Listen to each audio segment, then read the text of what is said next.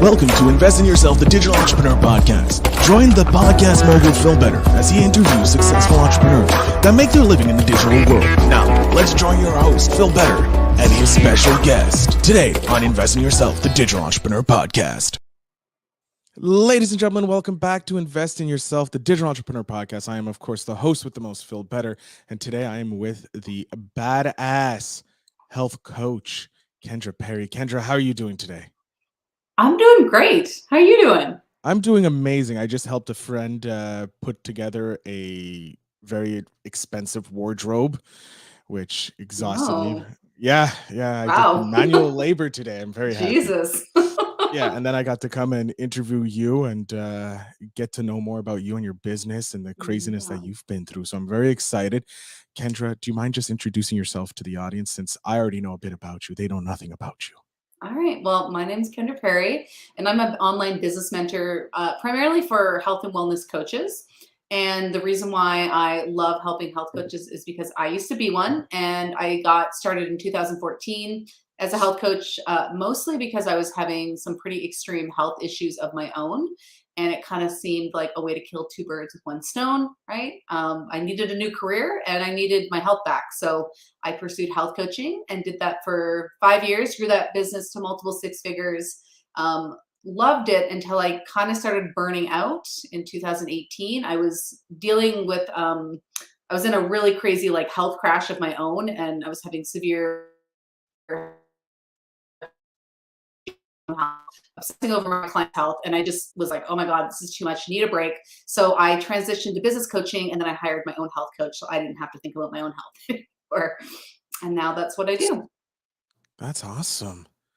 So when you were doing that transition from your Mhm. previous career to your new career as a health coach, was there anything else going on that you wanted, the reason why you jumped into specifically health, or was it just doing that like 80-20 principle where like, hey, I can kill two birds with one stone? Was there anything else out there, or was it something that just popped up? So sorry, the transition from health Y- coaching to business coaching. Yeah. So there was a few things going on. When I started my business in 2014, I ended up working for the health coaching certification program that I got certified through. I Mhm. was a star student. They asked me to be a course mentor. And then eventually I transitioned into a role where I built out their graduate membership program. And through that program, I actually ended up delivering a lot of the business trainings because I was sort of actively building my business at the time. And so I was doing that and I was feeling really fired up about that. And then I had some people from that community reach out to me and ask me for business consulting. So I was sort of already business consulting a bit on the side. And about 3 years into my business, when my business really started taking off, I ended up leaving that position and then realizing that I really missed the coaches. And I was like, oh man, I really miss like doing these business trainings and that sort of thing. And so when I really started to burn out with my health, it just kind of felt like a natural transition. I was like, I'm already doing this. I'm already talking about this with people kind of behind the scenes. And I already had a lot of coaches following me because of my involvement with that functional health community. So it just kind of felt like a natural transition. And it was a natural transition. I didn't really see a dip in income. I just kind of like transitioned over and started rolling forward. That's awesome. That's awesome. And with the COVID, because I started this podcast directly as COVID, where like the first year of COVID was ending. Um, and I did it because I wanted to learn how to be an entrepreneur, specifically in Mhm. the digital field. Did you see any increase, any weirdness happen around when like the March when COVID was officially announced in North America? Did you see anything happen there, like a larger increase of or influx of people? Well, I didn't notice a whole lot of difference other than like I was supposed to run a live event in Colorado, my first live event ever on the 22nd of March, which was like right after. And it was super stressful because my co-host, I didn't want to do this stupid live event. Like I'm not really a organizing live event type of person. But I was doing it through this mastermind program that I was running, and my co-host was in Europe. So they had grounded flights from Europe. And I was like, I'm gonna have to do this alone. I didn't even want to do this. Like so I was actually like, shut down the border, because I'm in Canada. So I was like, shut down the border. And they did. And little did I know that I that was gonna last for as long as it did. And then I was like, oh fuck, they shut down the border. Like, what's going on here? So I ended up not running that live event. But I noticed like I think the biggest thing I noticed was just like the attitude. Like I mean, it was such a weird time. Like no one knew what was going on. And I felt like there was this a bit of shaming happening on the internet. Like, what do you mean these online business owners are promoting their business? This is a pandemic. Like, how horrible. And so it was kind of like I felt like the first time I really saw this like polarization on social media, which we have seen again since Multiple multiple times. times, Yes. but I remember just being like, wow, I can't believe this is happening. So I thought I would see a dip in revenue, but I wasn't really going through an active launch. I wasn't even at that point enrolling anyone because I had this mastermind program running. But what I will say is running that mastermind program through COVID when you're supposed to have live events was a shit show. And I was just like, I can't believe I survived it. Like, it was so much of like, oh my God, like, what's going on? Like, they have our deposit, but now we can't go. And now we got to get out this contract and we need to make the students happy. And how do we make them happy? And like, it was just like, I'm sure as it was for many people, like this weird juggling act of like, what the fuck? Yeah, it was definitely a what the fuck from the people I've talked to who either started during COVID or who have like yourself done it beforehand and then had to deal with the fact COVID was there. It's everybody's had like some mishap story about it. That's why I like asking because I want to know like, hey, did you survive the transition or was like COVID the reason why you transitioned into the digital field? Um, have you always wanted to be an entrepreneur? No, but I think I was always meant to be one. I really do believe that. I was in high school and and entrepreneur wasn't good as an option. It wasn't even something that anyone talked about. But I do remember like hating the Monday to Friday, 9 to 5. It was exhausting, it was draining, I hated it. And then I was supposed to find a career where I would just go off and do the same thing for the rest of my life. And I just couldn't land on a career. I was like, I don't like this. Like this sucks, but I didn't really know what the option was. And I tried to go to university for outdoor adventure, which isn't even really a career. It's just like a fun thing. But the university that I wanted to go to scrapped the program and pushed it into a college. And in Canada, we have like university, which is like academic, then college, which is more like trades. And at the time, like college was for dummies. We're like, that's what stupid people do. So I could not go to college. I had to go to university. So I ended up going, I think I went in for kinesiology and then I was in political science, and then I was environmental science, and then I was in geography. Like I was not supposed to be there. I had a lot of fun. I partied, Yeah, never went to what class. university in Canada is, it's just partying Yeah. with Yeah. classes. I'm in Montreal, so I know Oh, all you about are. that. You know all about. I actually grew up just outside Ottawa. Oh, So we're from the same area of the planet. I used to ski in Quebec, near nice. Montreal and stuff like that. I think Le Relais, but my accent is terrible now, so don't judge me It's for right. how I just said I that. actually grew up. I spent some time in Orleans when I Oh, was okay. younger. So yeah, and my aunts and uncles are in Canada. Oh, So yeah, Canada's where I lived until I was 6, and then we oh moved out to the boonies. Yeah, yeah, oh, funny, funny, funny, funny. small world. Now speaking as a Canadian, do you see that you're getting a lot of international clients for your business, or do you see it mostly in the North American area? So most of my people are American. I would say probably about 70% of my people are American. Now I do intentionally like run paid advertising to Americans, just kind of like the bigger market. But I actually do get probably more Europeans than I do Canadians. So mostly like kind of what is it, Western Europe, like UK, the Yeah. English speaking kind of side of Europe. So I do get probably like I would say 20% European, and then my Canadian people are just like that 10%. Okay. That's cool. Mhm. Speaking of paid ads, like how did you start rolling up into the paid ads? Because I know a lot of entrepreneurs when they're starting, they do the free marketing by going into the Facebook Mhm. groups and doing that, and then they have trouble with the paid ads. Like Yeah. how did you find going into the paid ads? Like what was your strategy going into it? So I've had like a long kind of on and off, like up and down relationship with ads. And I actually first got into them pretty early on in my health coaching business. I actually think maybe 2016 or maybe even 2015, I started running Facebook ads, and I was just running lead ads. I didn't really know what I was doing, but back then they were a bit easier. Mhm. There was less competition. There wasn't as much confusion. Like they were just a bit easier to run. So I'd run lead ads, but I think where I really was missing the mark was I didn't really have a good follow-up, right? I was just like, get these people onto my list and that's sweet. But I didn't have like a good email nurture sequence or really a way to kind of bring them in. So I was really kind of on and off with my ads. And then when I transitioned over to business coaching, I went fully organic and I didn't run any ads. And that has generally worked really well for me. This side of my business has been built probably 95% purely organic. But I feel like once you want to start scaling, it's really when you need a more like predictable source of traffic. So it's only really been in the past year that I've really started investing in paid ads. And excuse me, I don't run them myself. I have an ads manager because at this point, with all the iOS updates, Yeah. it's kind of a shit show. But I still think like they're really relevant, especially Facebook ads. I mean, it's a really unique experience. Like when you're seeing a YouTube ad, you know you're seeing an ad and you just Yeah. hit that skip ad button and move on. Whereas I think with Facebook and Instagram ads, the ad very much blends into the feed and can look very organic. And so I think that experience makes those type of ads really unique.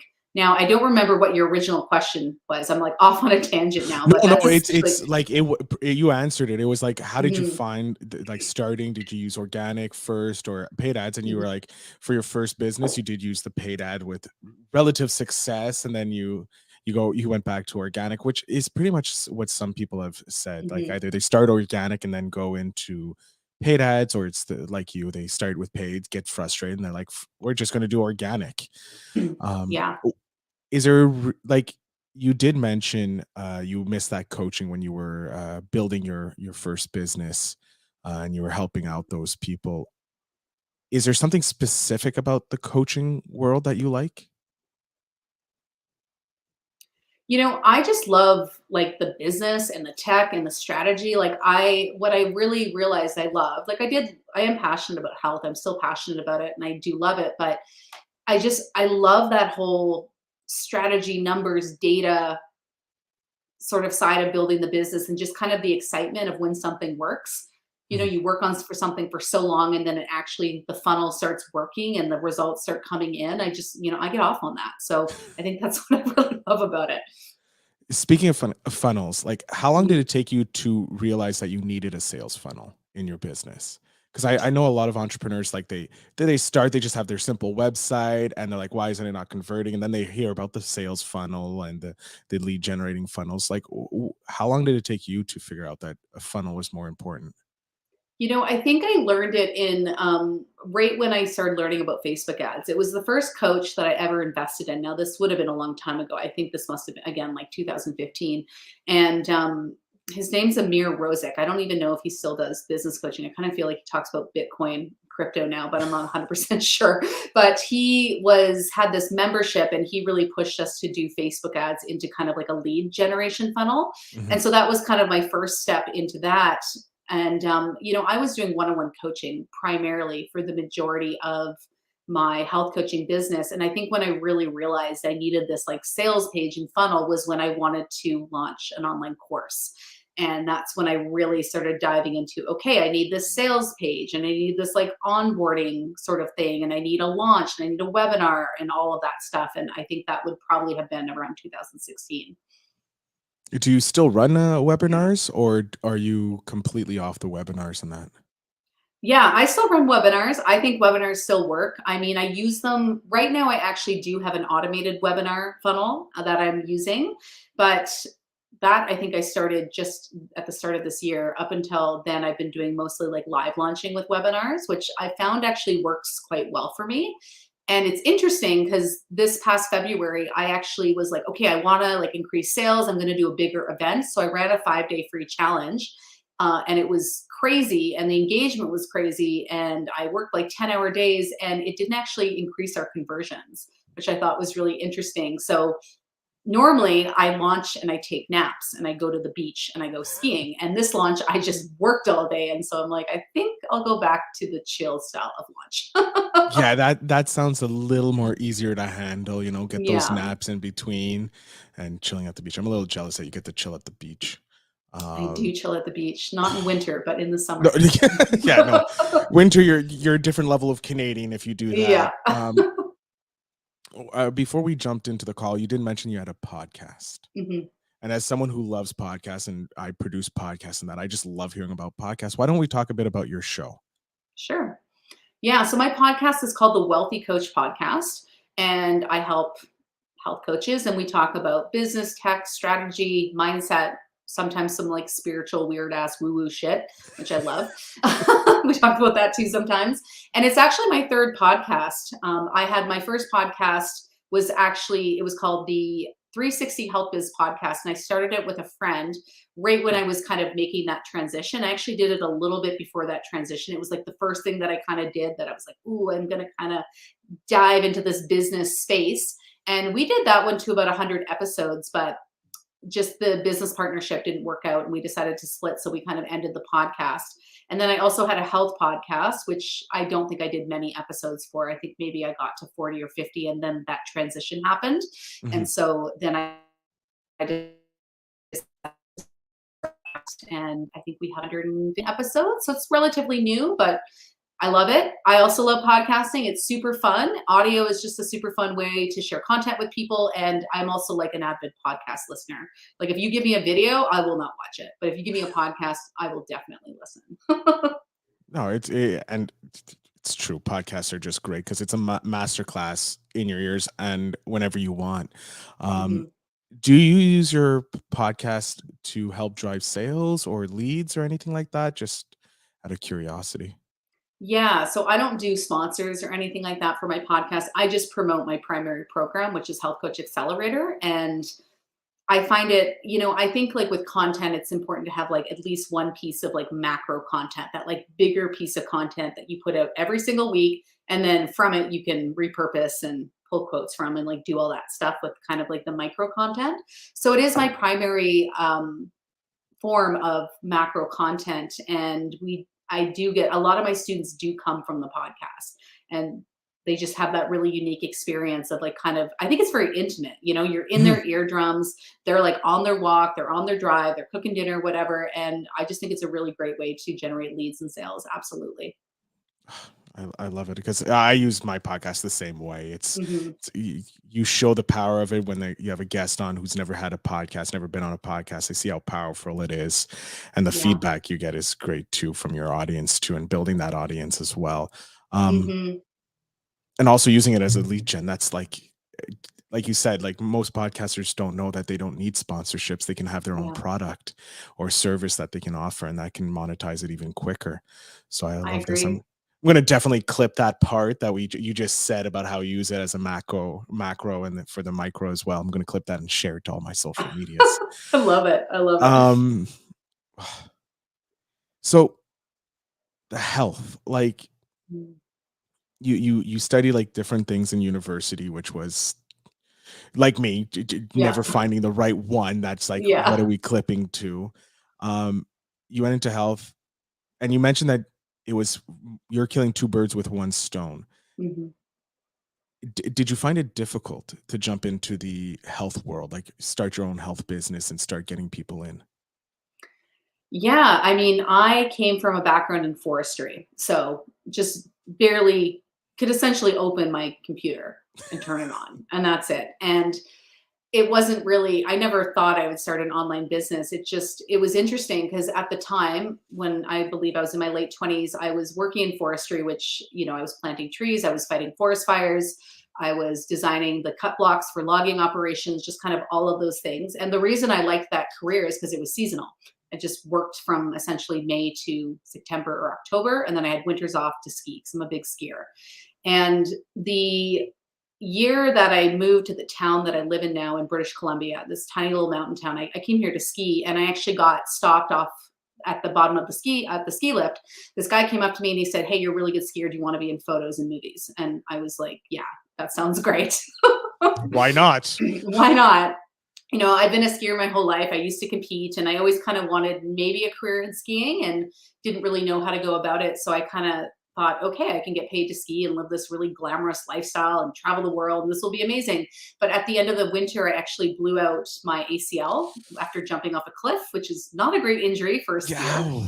Yeah. Yeah, it was not great. And it was interesting because that injury ended up being the trigger for the health issues that I ended up having. I think I had a lot of underlying imbalances going on in my body for a really long time. But the surgery I had, and just like the depression I went through, because I couldn't work, I couldn't ski. My whole identity was tied up into being a skier. So I had this identity crisis, and what it did was, I think, trigger a bunch of stuff that was going on in my body. So I ended up having this huge health crash that ended up being 8 years of horrible health issues that I took me a really long time to figure out. But it was also the trigger to start my business, because I didn't know what to do with myself because I couldn't work. So I started a health blog initially, and then learned about health coaching and was like, okay, I'm just going to do this. So it was interesting because I did it almost out of necessity, because I didn't know what else to do. I didn't know how to live in this small town with the skills that I had and not be in forestry. I didn't want to move to a city, not a city girl. And so I was kind of in the situation where I'm like, well, I'll just make this work because I have to, because I don't have a backup plan. So I'll just make this work. So that but also, like, I never didn't think I would succeed. I was like, I will just figure this out. I'll just figure it out. And so anytime I had setbacks, I just was like, whatever, I'll just keep going and I'll just figure it out.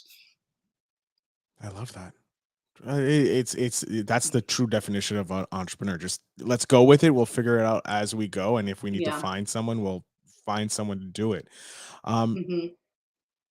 it's just, it's great. I don't know, like it's sometimes hard to come up with questions for you, but I'm looking here at your little bio that you provided. Hair tissue mineral analysis. First time I've ever read all those words together. And you're a world's top expert in it. I am. Is there anything else under your hat that you you have expertise in that we don't know of? Oh man. Well, this is a funny one because it's not something I actually actively promote. It kind of just sells itself. It's a very interesting thing. So this was a huge part of my health journey. When I got into health coaching, I went into functional health coaching. So I was trained in running labs because whatever I had going on with me was deep. I was eating really well, living the perfect lifestyle, but I had all these issues. So I was really drawn to the lab testing because I wanted answers.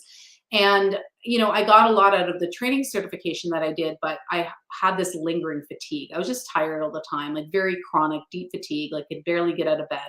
I'd often be working from my laptop, like from the couch or like from my bed.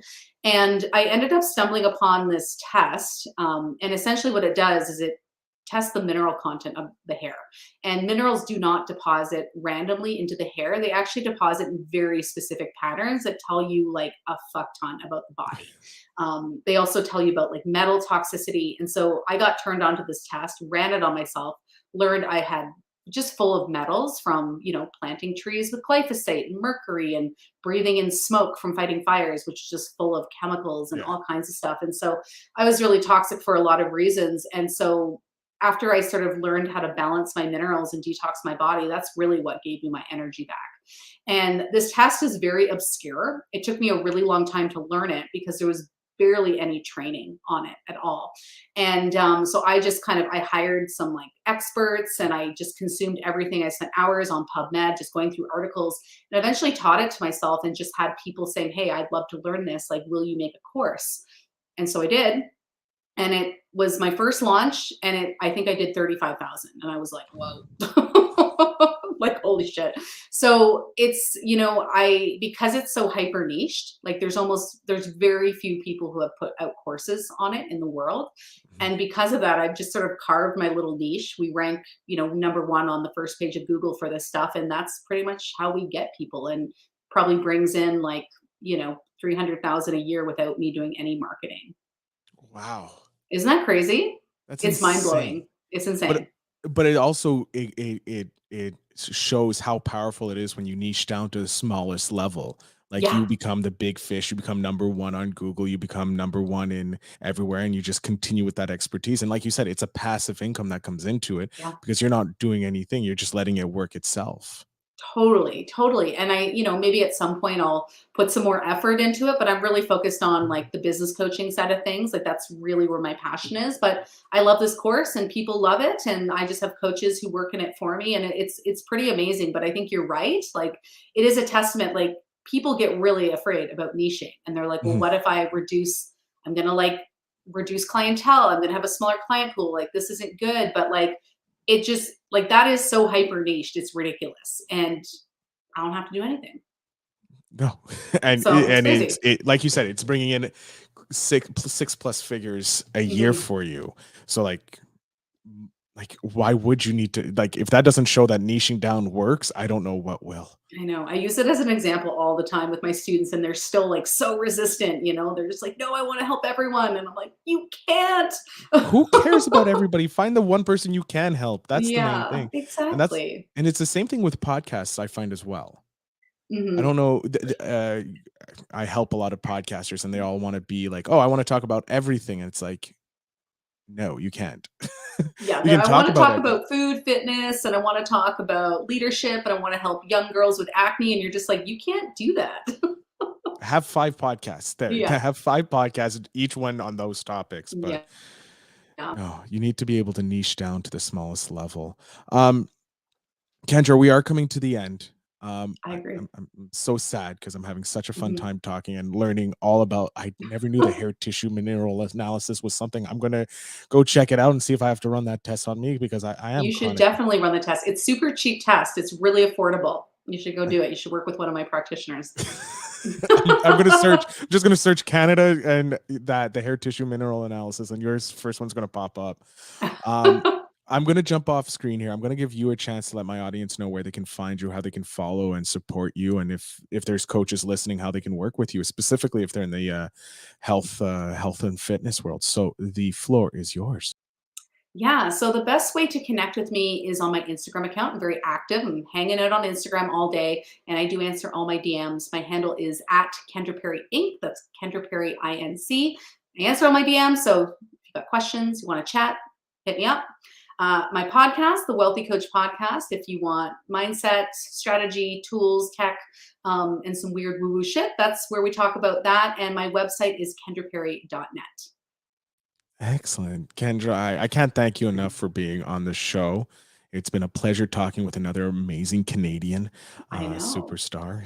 I didn't even know you were Canadian. I usually like to celebrate because everyone I talk to all day is American.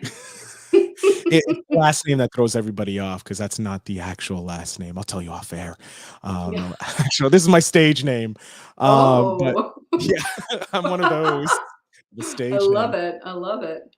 Ladies and gentlemen, I want to thank again Kendra for being an awesome guest. If you're looking to connect with her, of course, the show notes will have everything down below so that you can go ahead and check out her website, her Instagram, and all the other handles that she has, and her course on hair tissue mineral analysis if you're interested in learning about that. But I want to thank you all very much for listening in, and remember to always invest in yourself.